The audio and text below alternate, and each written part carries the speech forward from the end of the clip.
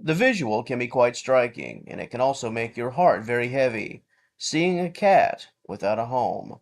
From an apartment complex in a suburban or rural area, a neighborhood, even the streets of a small town, sadly there is no short supply of homeless felines. To say they're around every corner is, unfortunately, depending on where you reside, is not too much of a stretch. The areas and locations of where you could potentially see a homeless feline, it likely goes into the dozens. But what can you do? What positive role can you play? Is there a way that you could get just one cat off the streets and into a safe shelter, or perhaps a loving home?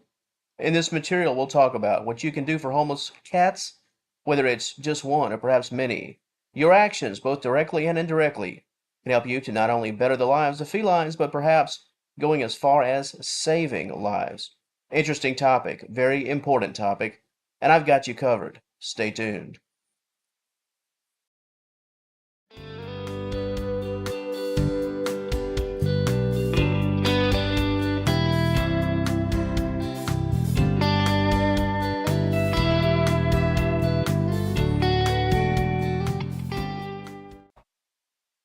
Doing your part. Well, it can be easier said than done because just because you're willing to help and well meaning, we all know, at least logically, it's not possible to save every cat that we see and come across. It's not always safe. We can't simply stop and help every feline, at least hands on. And that's where I'll start this topic, the indirect way of helping. Lending your support to the cause without placing yourself in potential danger, staying safe, keeping your family safe, your children safe. Homeless felines, as much as the situation can tug at your heart, staying free of sickness and disease and keeping your family safe, it goes without saying. That's very important. There's a difference between taking in a cat off the streets and giving to the cause, and sometimes the latter is the best option. If there is a shelter in your area that needs financial support, food bowls, water bowls, beds, blankets, toys, dry food, and wet food, if so, please give. Local shelters will often turn to the community for help, and if you're not able to take direct action and help a feline in your neighborhood, donate to the cause. Help the cats in your community that have turned up at the shelter. Give them a better life and help them to be medically treated, exams, vaccines. Help them to be well fed and taken care of in every way, and then adopted. You'd be surprised, donating a few cans of wet cat food and a couple of blankets that could change the life of a homeless feline. Another way to help homeless felines is to visit shelters. Cats need interaction, and if the goal is to get them off the streets, brought back to good health, and send them into someone's living room, helping to build that foundation with people, it's essential.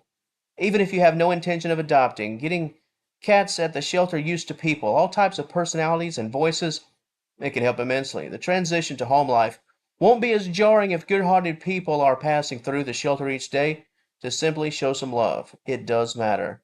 And of course, another way to help at the shelter is to volunteer. Lend your time helping out.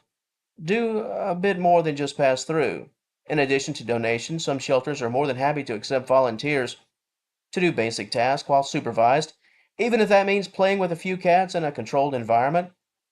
Now that we've discussed what you can do to help while keeping things at somewhat of a distance and within the boundaries of a controlled setting, what can you do in your day-to-day life? What can you do when a shelter is not present? The first action is to provide water and fresh food. This is not too much unlike playing the role of second family to a cat in your neighborhood. Depending on your current living environment, it's likely quite common to see cats roaming. These aren't homeless or feral felines. These are cats with families, and they're just out enjoying the day or the night, and they're out there just for a bit of a meet and greet with the folks in the neighborhood. Caring for cats that don't belong to us, I'd be willing to wager that many people, their love for cats probably started with something similar. Spending time with a cat that belonged to a neighbor or a friend, catering to a cat that belonged to someone else. If there's a cat that roams around and you just know for a fact that they don't have a home, my advice at first is to maintain a respectful distance while placing some food and water in a location they frequent. Example, if you know that the cat in question pokes around your backyard, place some food and water near the back door. This is a great way to help while looking after yourself and not scaring the cat. With homeless felines, illness and disease is common. Cats that live off the land and don't have the luxury of being cared for by a human hand and human means, they're more likely to fall victim to sickness. And the very last thing you want is to be scratched or bitten. Children, the elderly, individuals who are immunocompromised, keep a safe distance. Just because you mean well doesn't mean the cat you're looking after means well. If a cat is living off the land and has been for a long time, trust, whatever degree of trust that did exist, well, trust is unfortunately one of the very first things to be lost when a cat is put back on the streets. Homeless cats, they have no choice but to put themselves first, even if that comes at the expense of someone who is simply trying to help. Unless the cat you care for has been coming around for a while and has grown to trust you, it's best to just supply what they need without physical interaction. Now moving on to your next angle, the next step you can take in an effort to help a homeless cat, and it involves, somewhat predictably, taking that step with respect to interaction. If you've formed a bond with a cat and you've made yourself physically available and the cat was neither intimidated or afraid, consider increasing your level of support. Depending on where you reside and if it's doable, set up an outside shelter. A nice cat bed and a blanket included, perhaps some toys, something that goes beyond the drive-through style of fresh food and water. Give the cat a place to stay, even if it doesn't involve entering your home. The back porch, for example, if you've got the room, you could set up a little nesting area that would be quite cozy. Give the cat a place to rest and relax, a place of shelter, an area that they could go to that is safe from the elements, a place they can trust, multiple meals each day. Cats don't need a lot of room. In fact, felines can be quite content in very small places. My cat Burl, if you're a subscriber of the channel or a returning guest, I've mentioned him probably 40 times, long before he reached senior status and became my cat. The last 10 or 12 years of his life, he spent those first several in fact, just coming around, poking around the backyard. He lived in my backyard for a very long time before I ever let him inside. He had many of the essentials, but he just wasn't living on the living room carpet. When it comes to hands-on with respect to a homeless cat, shy of taking the cat in the most literal sense, setting up a home on the outside of your home is about as good as it can get.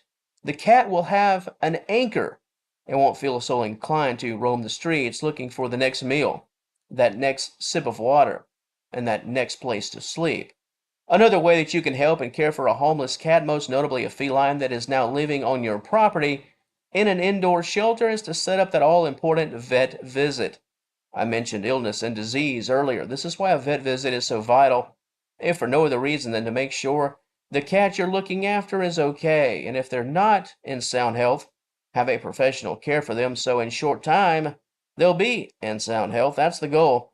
Health checkups, a time to get spayed or neutered. These are important measures if you plan on increasing your own personal care and personal interactions with a homeless feline.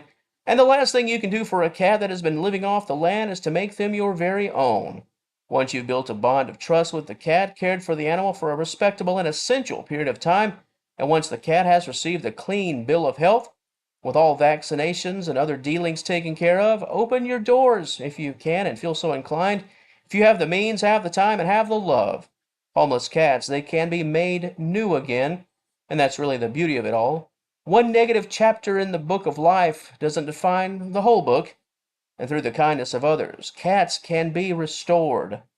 There are many ways that you can help the homeless feline population. Thanks to everyone out there, cat owners and non-owners alike, who do take the time each and every day to help all the cats all across the world. And to the audience of Senior Cat Wellness, instead of asking questions, I just want your thoughts, because it's really not a matter of how many cats you've helped. Oh, I've helped this many or that many. It's never a contest, and I don't ever want it to become one and come across as one, so I'll just leave the floor open for general discussion. How about opportunities? That's probably the best direction to take. So in the comment section below, if you feel so inclined, talk about the shelter in your community. If they do a first-class job at taking care of cats and preparing them for a home life with a loving family, give them a shout out, would you? And if you have other ways to help, by all means, ways that I didn't talk about in this video, feel free. The more we know, the more we all know, the more we can help. Let's come together as a community as we begin at the time of this video publication, this new year of 2024. And if you enjoyed this content, please give the video a like and subscribe to the channel. I'd certainly love to have you as a member of the senior cat wellness family. And until next time, thank you so very much for watching, and I will talk to you later.